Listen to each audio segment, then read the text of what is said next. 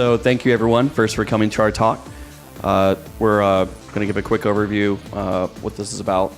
It's basically how to get into security if you're already an IT professional or if you're not even in IT yet. This is a really good talk for that. We're going to be covering a lot of resources, not just in the realm of stuff that will help you in the job interview, but also the resources that will help you kind of land that first job. Kind of the technical resources, including like the social networking side of it as well, the hard and the soft skills, and much, much more. So with that, I'll go over who I am. I'm Tommy, Tommy Dew. I'm a security consultant at Rapid7. I started in IT at the age of 16, and since then I've been breaking stuff. Have a background at A&M. So we'll cover some more of this stuff later on, but also certifications, and I'm also a former blue teamer, internal security. I've since made the transition to offensive security, and I think that about covers my side of it. So I'm Gisela, and I first started getting into computers when I was 8. I was always curious in seeing how things worked, and I would take them apart. And sometimes I was able to put them back together, not always though. So I have a whole bunch of circuit cards under my bed that I just never really fixed. But so I was always just curious on seeing how things worked, and I knew I wanted to be a developer because I like video games and I wanted to do my own video games and make my own software. And it was also kind of different for me growing up, being a girl in IT or just in general liking computers. It was kind of frowned upon sometimes, but it's just something you had to work through. And yeah. Awesome. All right, I'm also going to take my my stealthy 3M cover off of this laptop. Pull it off real quick. All right, some education. So I attended Texas A&M University. I was actually a political science major, wanted to be a lawyer. Horrible idea. Glad I didn't do that because I fell in love with my current profession. But I worked on several campaigns, and it was a lot of fun, but eventually I got into security, and my certifications, I have the GCAH, that's the Certified Incident Handling Certification through SANS, also the CompTIA Network Plus. Working towards my GPIN, which is Offensive Security Natured Certification through SANS, and also the OSCP. So I think these kind of certifications really help solidify the knowledge of my security career, but we'll have another section on certs to cover a little more about all of them later on. Okay, so I went to the University of Texas at Bronzeville, and I did study computer science. I was a little unsure about computer science, mostly because I wanted to do robotics or at least computer engineering to get a little bit of electrical background. But they had computer science, so I took computer science. It was, like I said before, it was a little tough because there were only like 2 girls in the whole computer science degree. But I mean, we made it work, and you kind of sometimes have to show, like, prove to yourself and prove to others that you're good enough to be there. I have my CompTIA Security Plus, which we'll talk about later, and I'm studying for the OSCP. Awesome. So hopefully with this kind of work experience side, you'll kind of see the transition and path that we've came to be where we are today. Like I mentioned earlier, I started in tech at the age of 16, and even before that, it's kind of like if you race cars, you have to learn how to work on them and maintain them. I did the same thing with computers, with gaming at a young age. And then, at age 16, when I started out as a student tech at A&M, that was kind of the transition from the age of like analog to digital. So we were installing Ethernet cards, and that was the pre-Service Pack 1 days on Windows XP. So lots of fun times with worms and viruses, such as like Blaster or Code Red at the time. So at a young age, I also was involved in high school. They had like a 2-hour program to basically do all sides of hardware and software, like junior, senior year. So I got a lot of experience that way early on. And then I eventually transitioned from that student worker role into a NOC analyst role. So if you're not familiar with what a NOC is, it's just a network operations center. And I did that at A&M, and it was kind of like a nerve center basically for networking issues and making sure that there's uptime and resolving those issues. So from there, I really picked up a lot of my Bash Linux experience, and also a lot of my programming experience there as well. Because when you're in an understaffed program, you have to learn to automate a lot of stuff. And so moving on from that, I then went into our internal security department at A&M, where I first came in. And really, some of the first things that you do in a security department in that type of big university environment, going to be a lot of log parsing, log analysis, and analyzing packet captures. So that gave me a lot of really substantial experience, cutting my teeth on a lot of security topics by doing that. I eventually transitioned to doing incident response. And the incident response side of it really, I guess, gave me a perspective of what attackers were doing on networks. And it was super useful to take those previous skills and transitioned into what I do now in offense. And in the offense side of things, I'm basically a security consultant like Gisela here. And we're doing penetration testing for clients. So a penetration tester is someone that will simulate real-world attacks on clients. So, yeah. Well, like I said, I started with technical support, and I was doing everything from installing voice over IP phones to networking, and also getting phone calls. And it's like, hey, my screen is upside down. I pressed something, and I don't know what I did. So I got all those kind of fun phone calls. But then I went to database administrator for the university. And I was doing some database and integrating with ASP.NET and just doing a web application.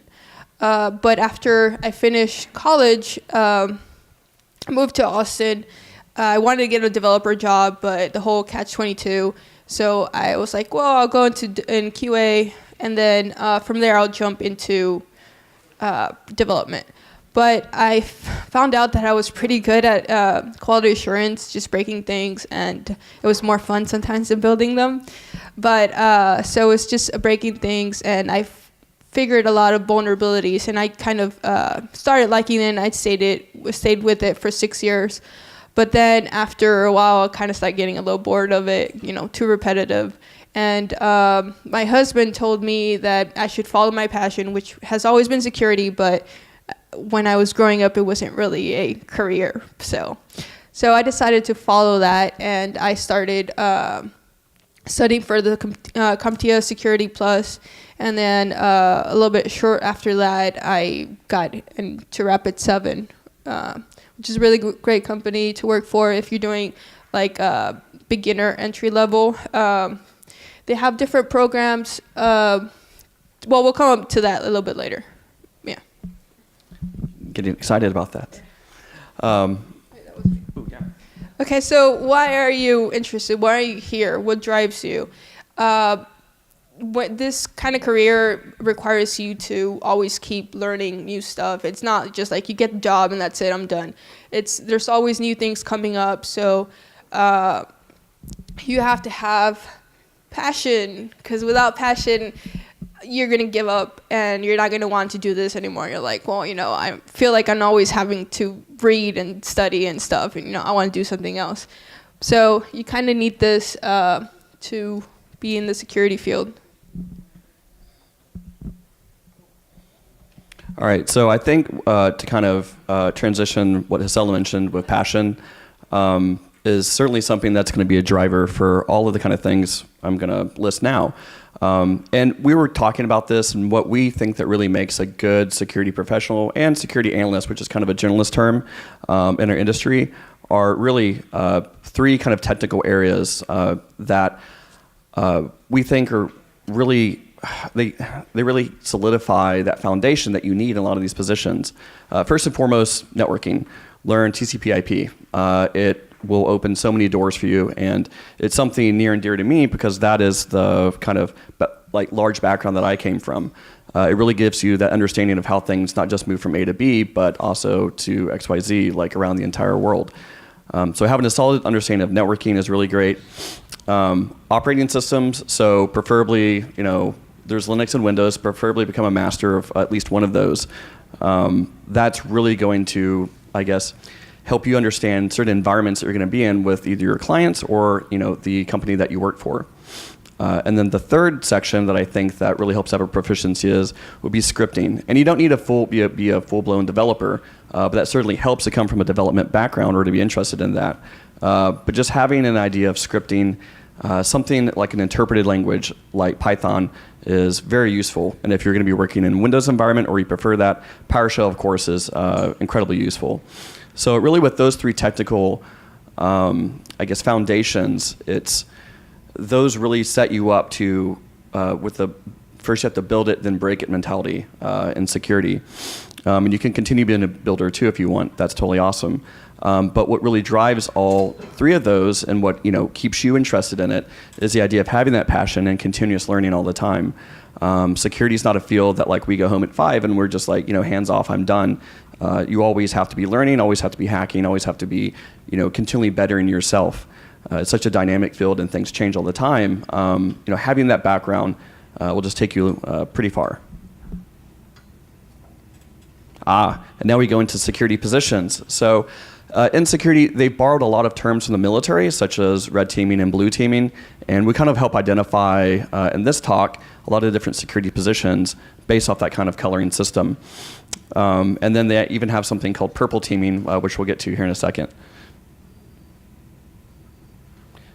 So for where I came from was the blue team, and ignore the green lightsabers. I had added in there anyways because the Yoda is cool. I don't know about the other guy, who he is. So for the blue team, this is really, I think it's from doing both sides of their jobs and hearing what other people have done, it really is sometimes the harder job because you're always under attack. You don't have that type of first strike ability.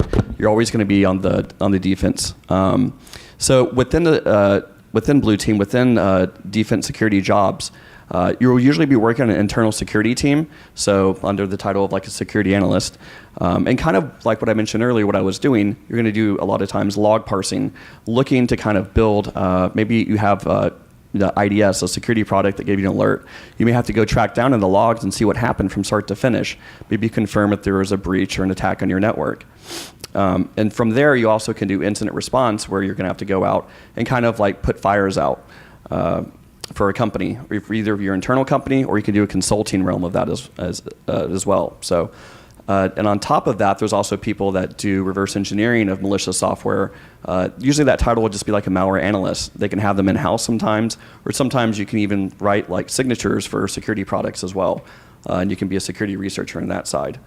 But yeah, so blue team defense, where I came from, I really like it. However, I switched over to the red team recently. And this is my passion, what I love. And with red teaming, you're going to also have sometimes internal red teams, and they'll just be a group of penetration testers that will attack their own company and kind of, I guess, help sharpen, iron sharpens iron idea. They're basically going to start helping the defense get better by continually attacking them.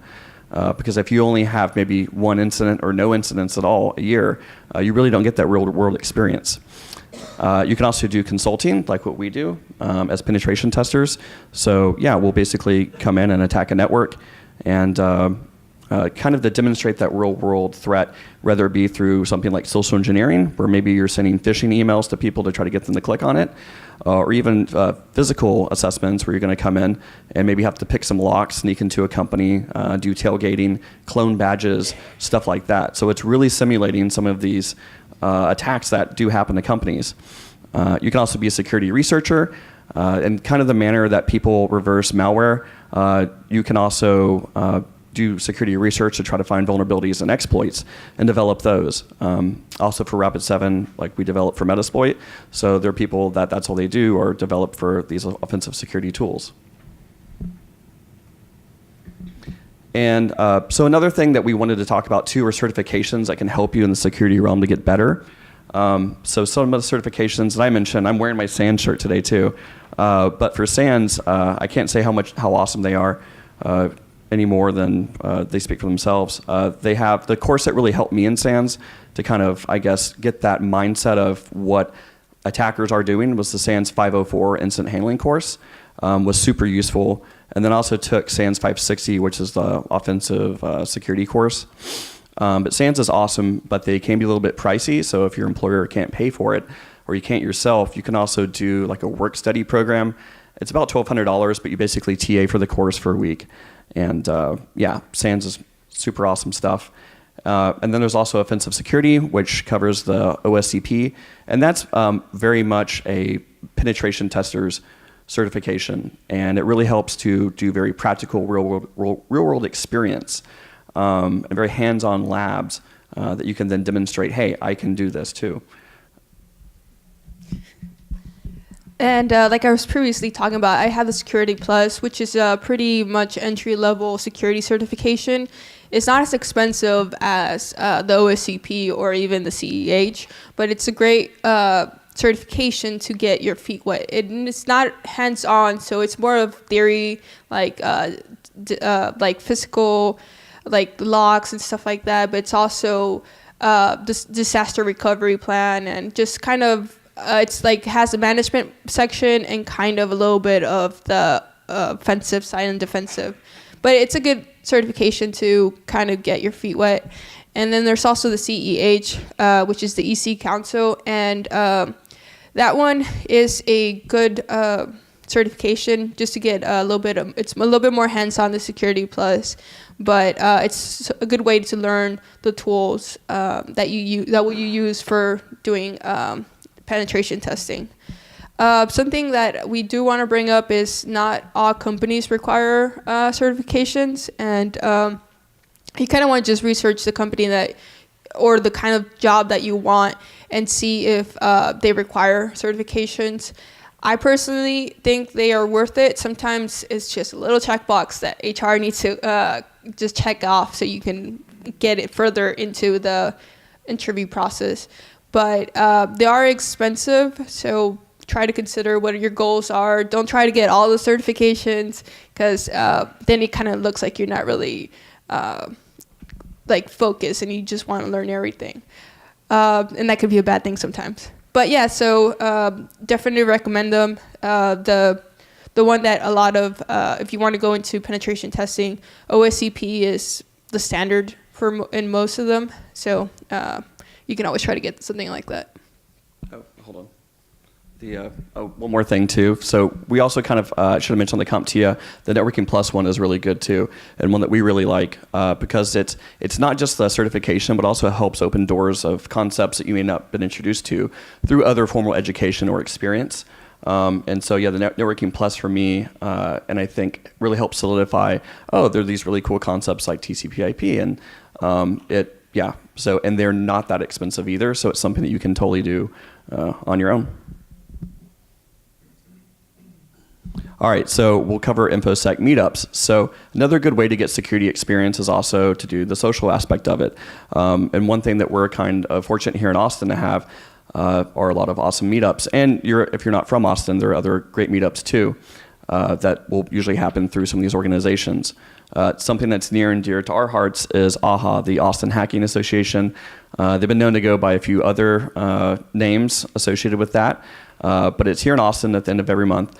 And basically what they cover are 10-minute talks, but everything that's spoken inside that talk stays within there and can't be spoken outside of it. But what's really cool about that is you'll see sometimes content that will be at a presentation nationally or locally coming up. So yeah, AHA is a totally great way to meet some great hackers. If it's a little intimidating crowd sometimes, so if you're not ready for that, there's also 2600 meetings from the 2600 magazine, and those are like at Whole Foods every month as well, downtown. But those are a little easier way to get into meeting other security professionals or networking with them. And they also do lockpicking there too, which is pretty cool. Well, you guys might be also familiar with AWASP. I mean, they're kind of the ones that are sponsoring the last con. But AWASP also has meetings once a month at the end of the month in National Instruments. And it's a great way to meet people. They have presentations like this. And then they also have study groups. I think right now one of the books they're going through is the Black Hat Python book. And they're also doing the web hacking hacker's handbook, yeah, which is a great book to look over. But they also have happy hours at Sherlock's once a month.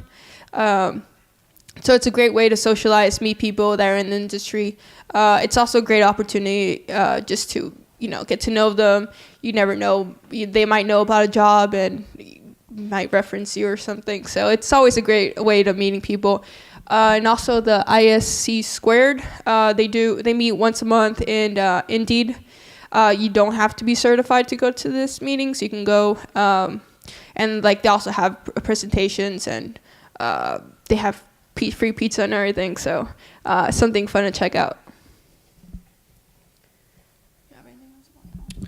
I think also this afternoon they do have also, it's like at 3 o'clock on the local InfoSec community talk as well. So that should be pretty interesting. Another way to get some good practical experience that's kind of can be quick and dirty and inexpensive or capture the flags. One that we've been playing a lot is Hack the Box. So Hack the Box is awesome. It's just basically, it's kind of like the CTFs that we have here at LastCon. You're basically going to have a point system, and you'll have teams that you can get on with your friends, and you can do collective team rankings. But what's really cool about these are they simulate real-world networks and machines that you may run into, either if you're a defender or if you're on the offense side of things, and you can get experience hacking and attacking them legally, of course, so to speak. And yeah, you don't have to set up like your own home lab, which I will talk about here in a second. But yeah, they're just really good practical experience to get on. And I think there's another one that you like. Yeah, just comment about Hacking the Box. To get into it, you need to crack the invitation before you can even sign up. So you have to solve a puzzle before you can even start playing with it. Another capture the flag that I like is Over the Wire in Bandit. This is like the first level that you have to do so you can complete. What it has to do is it's just a great way to learn Linux. You basically just have to SSH into the box and find a README file that has a hash for the next level, and the levels get harder and harder as they go, and you start learning new skills. Down here you see the commands that you may need to solve this problem. They kind of give you a little bit of hints. It's like, okay, you might need the ls command or something. So it's a really basic way of learning Linux, and it's a lot of fun. And it has kittens too. So that was kind of the more practical, very kind of almost quick and dirty way to get experience. And it's cool because you get to keep rankings and stuff. But with that type of mentality I mentioned earlier, with first build it, then you have to break it. I really like home labbing, and home labbing can be a pretty inexpensive way to get hands-on experience, even if you're not involved in IT yet. But one of the foundational aspects of that is the idea of virtualization. So it really helps to have a good understanding of virtualization. And if you're running some type of virtualization product on your desktop, like VMware or VirtualBox, you can have a different experience. I prefer VMware, but you will have to pay a license for that. VirtualBox is awesome too. It's free. Just sometimes the setup is a little different. But I don't want to start, a war between the two. But they definitely have their pros and cons. But I prefer VMware just because it's ease of use for me. Also, if you have a bare metal machine, just a PC, you can also run ESXi. It's free. And it's just something that lets you manage a bunch of virtual machines at once. And so that's a way that you could set up, maybe 4, 8, 12 operating systems and have your own simulated virtual network. And it also has virtual networking included too, so they can all talk to each other, and you can have networking equipment involved in this home lab. The hardware that helps for this, I love that it's pictured the Intel NUC. These run for about $300 or so, and they can get pretty beefy as far as like how much RAM and disk space you can get on there, and the processors are always modern. So these are super awesome. What I'll do is I'll get an Intel NUC and just put ESXi on it, and then spin up a bunch of different operating systems and have my own little network there that I can bring up and down. And if you're not familiar with virtualization, there's also the concept of snapshots, where you can take basically a snapshot of that machine in time and save it. So then if you decide to go wreck your computer, you can just spin up that snapshot again or restore to it. So virtualization, super great concept to have in your tool set.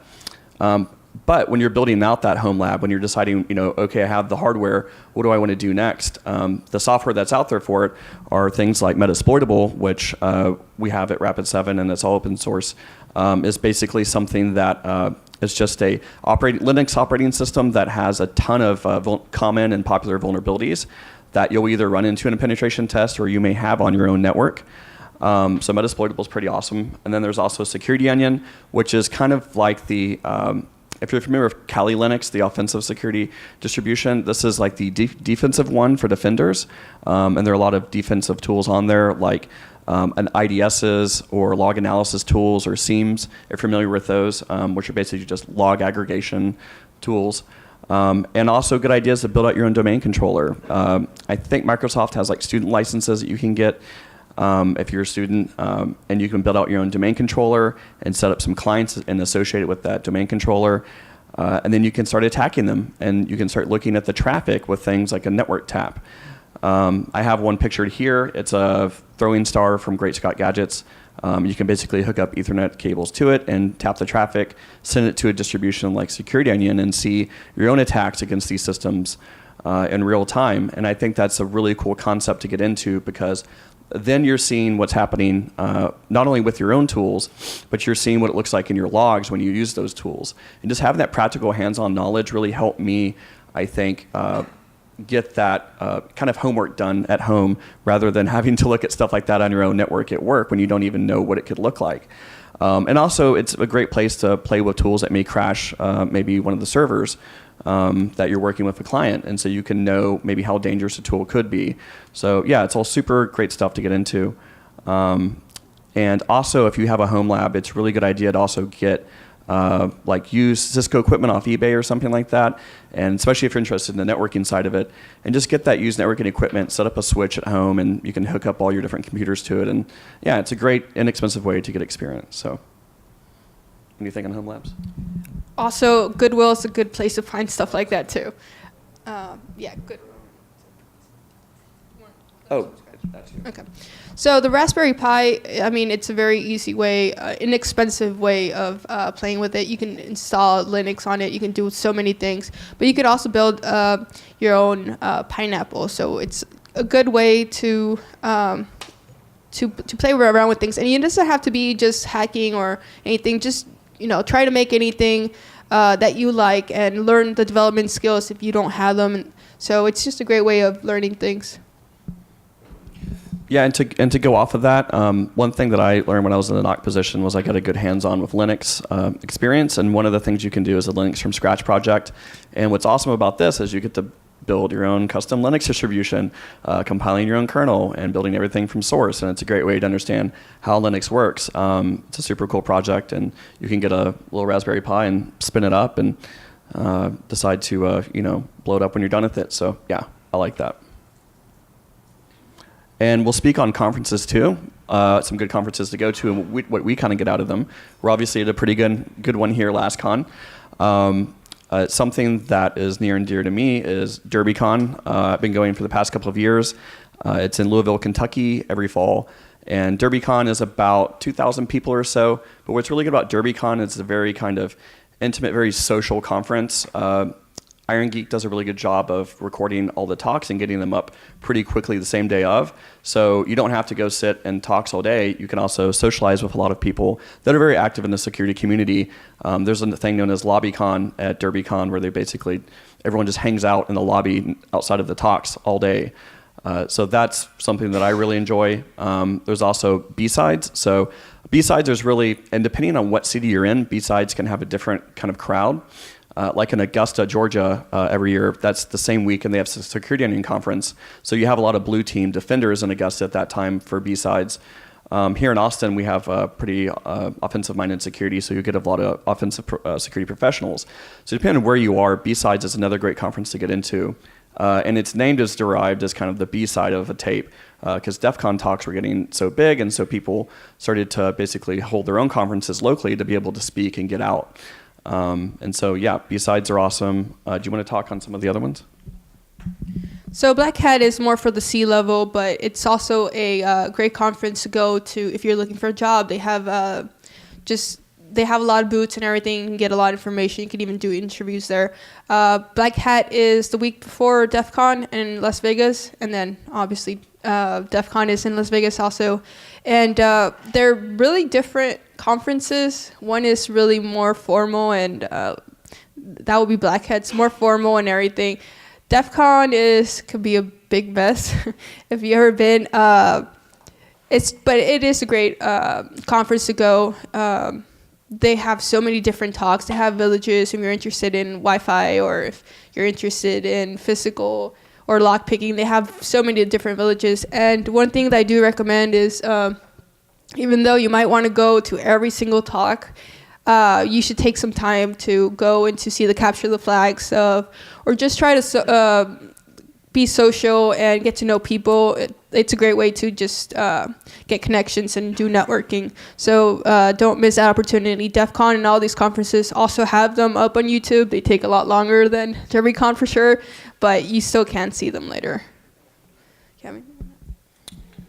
I think that's about it. And then, yeah, so some of the additional resources that we really enjoy, our podcasts are a great way to get experience and knowledge in security, realm. Paul Security Weekly is a great resource. I'll do this in my commute, basically, just fire it up. It's very good, especially if you're on the defense side of things. They do a good job covering both sides. But they do also news of that week. And the longer podcasts, we go in there and do an interview of people, so you can go through the back transcripts and look at people that have talked, and if that, you like that talk, it's great resources to catch up on certain areas. And then I think you're a big fan of Risky Business, right? Yeah, so Risky Business is also another weekly podcast. It's about an hour. They do just things that have been going on that week about news, and they also interview people, security experts in certain fields. But yeah, it's a great way to, if you have to deal with traffic, might as well just, listen to it.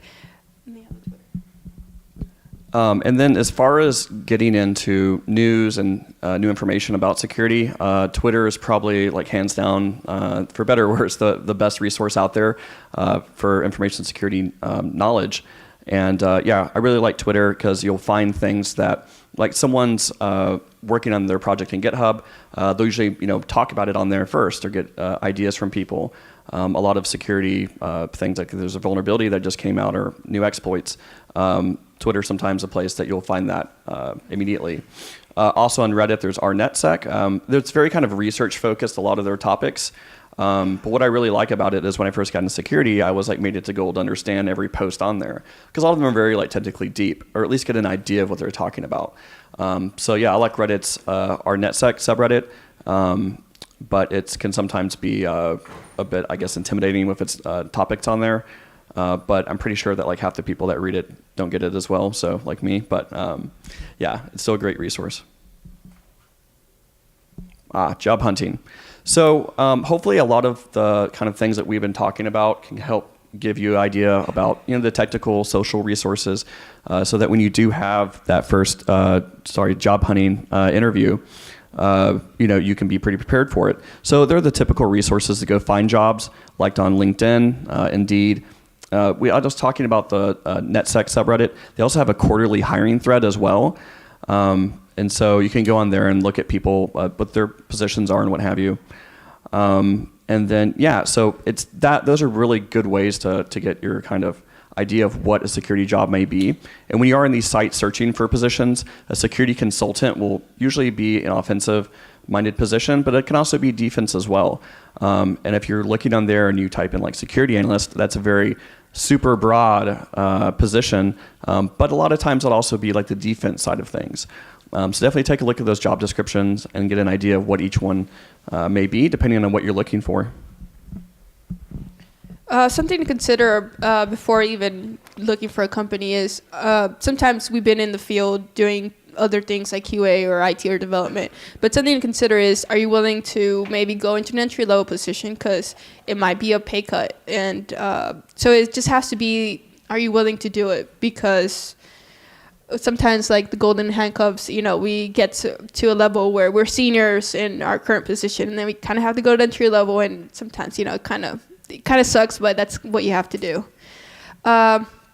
Also, look for the company, what you think the right fit is. It's like, do you want like a relaxed culture, or are they going to be more like kind of corporate jobs, or are they consulting? You're going to have to talk to customers. You don't want to do that, or just things like that.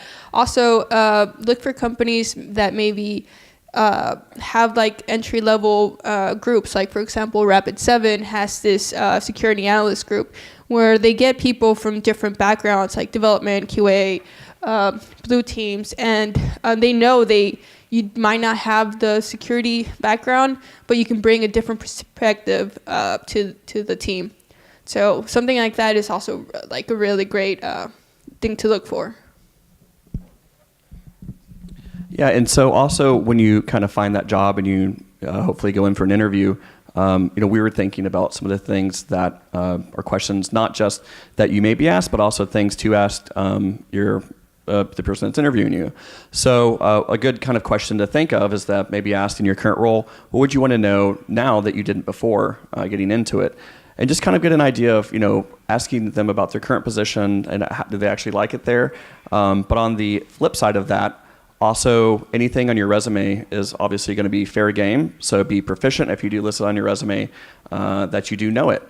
And really, things like that are going to be, your time to shine. And so definitely, tell your story and use examples of the things that we kind of were talking about earlier. Have that kind of drive and passion, and develop these home labs, and get into the social side of things because you may be asked about it eventually. So yeah. Something also to remember is the technical interviews. They'll probably have an integral. So it just depends on what kind of the position is. But for example, sometimes Rapid7 for the security analyst, they'll have like a capture the flag that you have to solve and you have to report on before you get hired. So it's just something like use those things, the points that we mentioned earlier. Like they're gonna ask you, do you have a home lab? They want to know that you are passionate about it and are willing to learn and put the extra effort.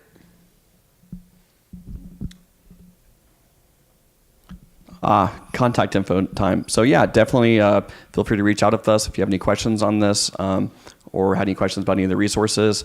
I'm on Twitter as well, so you can go look at my ridiculous list of people I follow if you're interested in that sphere to look into. So,